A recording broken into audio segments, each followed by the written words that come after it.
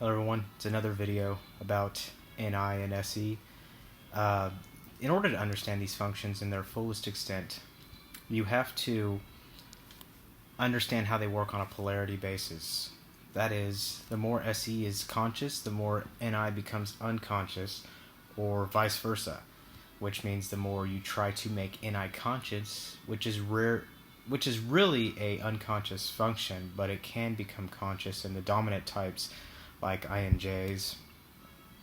So, anyway, you have to understand these on a polarity. So what this means is that SE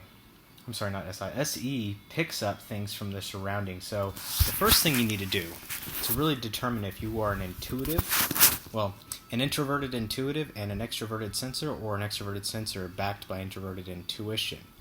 In order to do that, you've got to figure out what happens first, not what you use, because ideally you use all your functions. So you're not going to be in this thought process of I don't use that function, because you really do.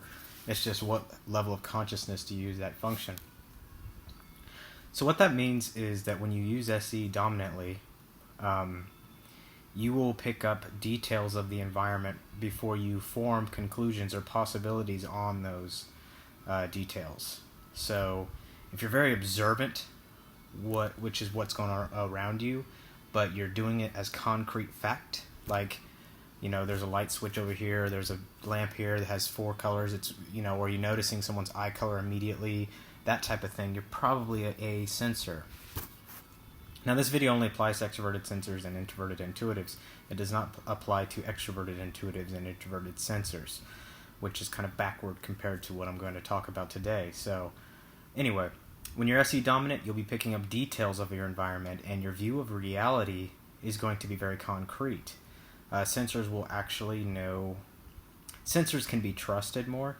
Intuitives form possibilities and arrange things in their head. It's very subjective, but they seem to be magical in an element of that most people don't even understand. Though it can be explained pretty rationally. It's just that intuition to me is mystique, and in my opinion, I have a bias. I prefer intuition.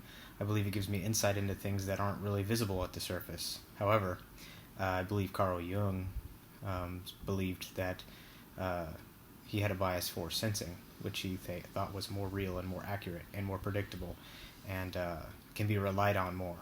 So, with that being said, you're an intuitive if you're looking around the environment and you get an impression of the environment before you actually notice the details.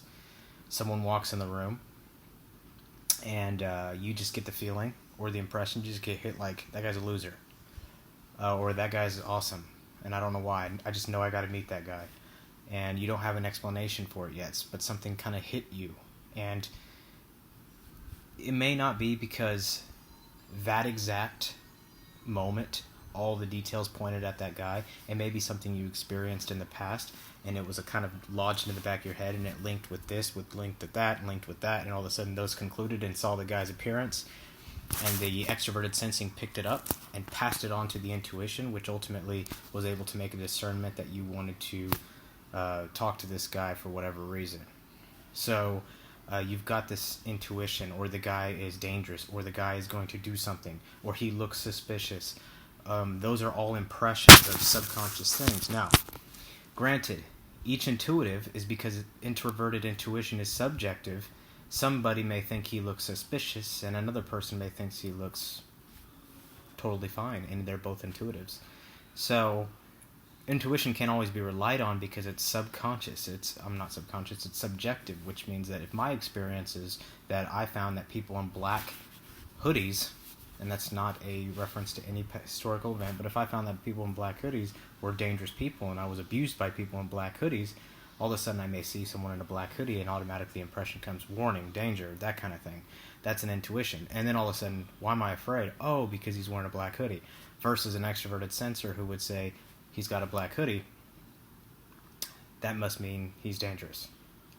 That's how the difference is. So if you're a sensor, you'll notice the details first, then you'll pass it on to your intuition, which will make a subjective analysis of that.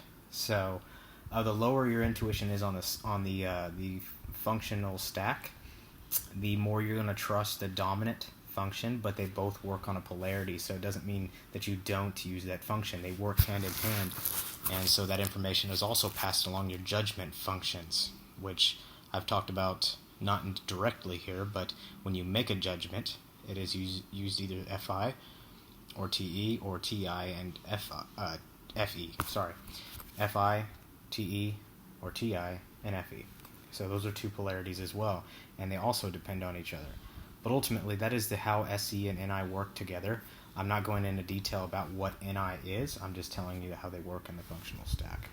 Anyway, that's my message for today. Sorry for the delay and not uploading anything lately. It's been a very hectic week starting a new company, so I do apologize.